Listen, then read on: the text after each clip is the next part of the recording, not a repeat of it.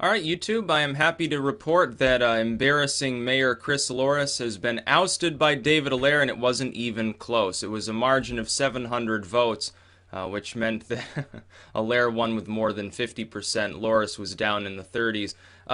This is the individual, Chris Louras, the outgoing, defeated incumbent, who basically embarrassed our entire town with his Syrian refugee crap. Of course, most people in the world, they don't know where the hell Rutland is. They barely know, in many cases, where Vermont is. A lot of people can't find Vermont on a map. We're kind of insignificant geographically, let's face it.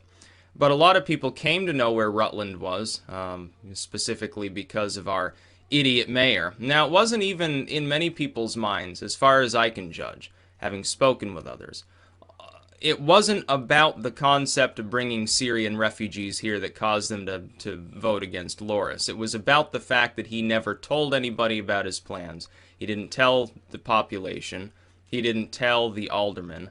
He was dismissive of people who criticized him for that fact. He was also very dismissive of people who wanted a direct vote on whether it should happen or not.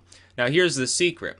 The people of Rutland probably would have re-elected Louras and probably would have voted in favor of such a plan if he had simply put it before the general population. I think you'd find that if he was so proud of this idea, if he thought it was such a great idea for our economy, for our culture, for our demographics, whatever the hell his excuse was on any given day, he should have trotted that plan out before the entire population of the Rutland region. He should have made his case. He should have allowed the aldermen to weigh in, give him advice, give him constructive criticism, and then proceeded with a vote, and he probably would have prevailed. People would have, at the very least, he probably would have been reelected anyway, because it wouldn't have been really a major issue in this election that happened yesterday. Instead, he sunk his own career. And what I think happened is he's a career politician, or was, until, of course, last night, and I'm very, very happy about that fact. Career politician. He no longer felt he was answerable to the general public. He no longer felt like he had a responsibility to tell people what was going on or to ask their permission. He just thought of himself as big bad mayor because he had been reelected many times. As a result, he looked. And I think that the ultimate thing was this. I think he, like many others, expected Hillary Clinton to win the election. So he wanted to grandstand. He wanted to say, oh yeah, Vermont, land of progressivism and refugees and stuff like that. Look what we did. The election wasn't even over. We took these refugees in. Now we deserve a kickback. Oh, Hillary sends some millions our way for our pothole problem or something like that. I don't think he expected Trump to win because it was with great and mystical speed with which Louras dismantled his own program after just 2 Syrian refugee families arrived as soon as Trump won. When Trump mentioned sanctuary cities and sanctuary states losing funding, he immediately shuttered his own program, refused to defend it. He bowed knee to Trump, essentially. I don't think he expected to have to do that. I think he expected to face backlash from the community, to be able to get up on a national stage when Hillary won, explain his views, and thus get massive backing from the Democratic establishment. That's what I think happened. His plan failed. He's been ousted. David Allaire is now our mayor. And I'm happy with that. That was the ultimate problem for many people. It was about transparency, not the refugees themselves. I think a lot of people, if you were watching the lamestream news in regards to this event, and you don't know anything about Rutland or even in many cases Vermont, what you saw and what people here saw wasn't the same.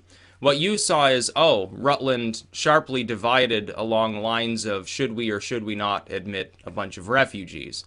Will the bigots prevail, essentially, if you were listening to MSNBC or something like that? Or will the glorious winged idiot mayor Louras prevail in his just crusade to help these poor people?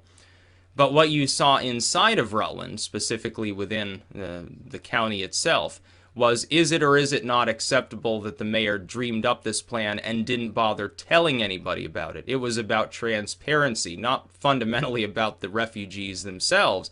It was about how he handled the situation.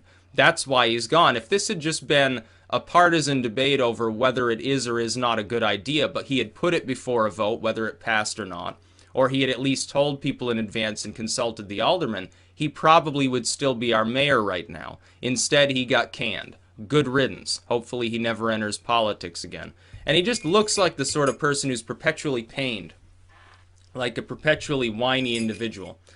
And yeah, he probably should have listened to those of us who thought, yeah, this might be a little bit of a problem when he runs again. Now, it wasn't entirely clear that he was going to lose, by the way, because you had multiple viable challengers, both of which, Allaire and Coppinger, frequently mentioned this problem with the refugees, and both from, again, that perspective of transparency, of the city, the municipal government being transparent in its actions, caring about the opinions of the population, as opposed to being autocratic in nature. Not so much, oh, well, we don't need these refugees here, they'll dirty up our community or something.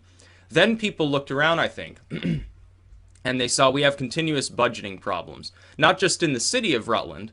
Rutland town has problems. West Rutland has problems. North Clarendon has problems. Mendon has problems. The whole area has problems. We've gone, in the last 10 years, the same period in which Louras has been mayor, by the way, we've gone from a quiet community where things were at more or less equilibrium. There was growth, slow growth, yeah, but it was there. We did have jobs. Our mall wasn't completely abandoned. There weren't so many potholes in the roads and cracked sidewalks and so forth. To essentially a haven for opiate addiction and meth heads, with constant problems funding its own police force, with constant problems funding its fire department, with an increasingly non-transparent mayor that we just ousted, thankfully. It's the first step in solving these problems. We have continuous budget shortfalls, an abandoned mall, a downtown that took a decade to recover. It's finally back now, but could go at any time, let's face it. We still have empty business fronts all over the city.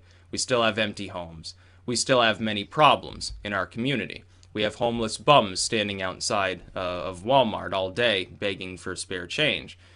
And Louras looked at this situation and said, fuck all that, I can solve it just by bringing 100 people here who will need financial assistance from the city for a very long time. Somehow this is a good idea because, 20, 30 years down the road, it helps a little bit of our demographic problems.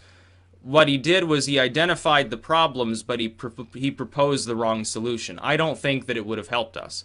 If he had gone forth, if Hillary had won, and in an alternate scenario, Hillary wins, we get 100 refugees, maybe we get 1,000 new refugees down the line or something like that, it would not have solved our problems as a community. It wouldn't have helped. You can call it moral, you can call it just, you can say that it helps some problems a little bit, but you can't say that's going to fix the potholes. You can't say that's going to fix the sidewalks. It's not going to fix the traffic lights. It's not going to fix the opiate epidemic. It has no effect on these things. But the icing on the cake had nothing to do with the refugees themselves. That debate was had at the national level in regards to our community. As a person who lives in the Rutland community, as a person who lives in this area, I can say there was a huge difference by how you generally perceived what was going on here. Your perception of Rutland is wrong. Your perception of Rutland is small, quiet, nearly all-white community of bigots argue over whether they do or do not want a little bit of cultural enrichment or something like that. Will we stand with the glorious mayor or with the evil Nazis that you imagine probably walk around our streets with baseball bats?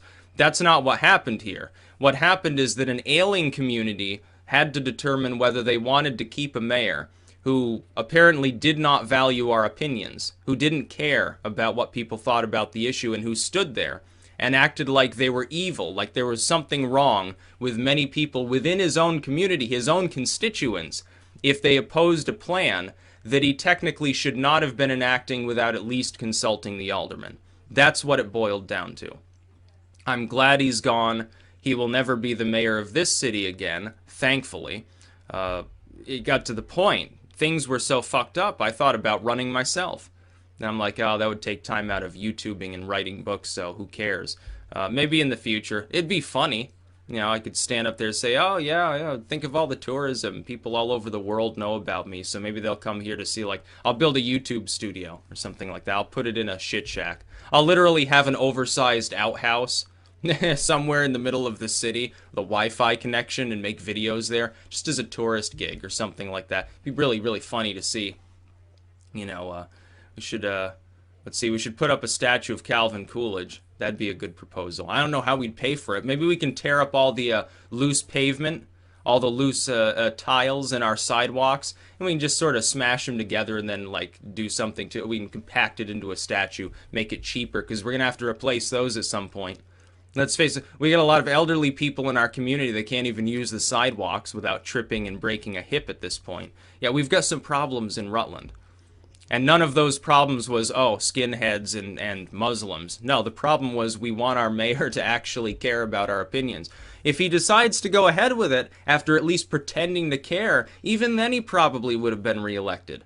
But he completely shut them out. He didn't even want to attend like a regular meet and greet sort of scenario where he stands there and listens to and addresses people's concerns. He didn't even want to do that.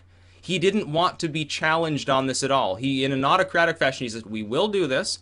I don't care what the aldermen think. I don't care what you little peasants think. Fuck yourselves. And by the way, vote for me in the next mayoral election. Yes, that's a winning strategy. Now, is he going to run for like Bernie Sanders' empty Senate seat when Bernie Sanders retires? Or when he strokes out from eating too much Ben and Jerry's?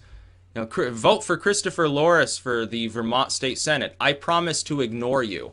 That'll be his motto. So I'm glad he's gone. He was an embarrassment to our city. I imagine he probably lost quite a few actual real-life friends over this. People who he did more than just shake their hand. He was out there eating a hot dog with them a few weeks before that whole thing happened, and now he can't even get the time of day. People pretend like he's a leper, like they don't even know who he is. And so Allaire has been elected. Honestly, I liked Coppinger better. He's the only one who appeared to have a greater grasp of economics, which our region desperately needs. But at the same time, Allaire, at the very least, he for a while, because he's not an incumbent, he's a new political figure within Rutland. At least he has to care about what people think short term. Of course, this is the problem with long-term incumbents. There's a higher and higher risk that they begin ignoring people within their constituency. That's about all. Peace out.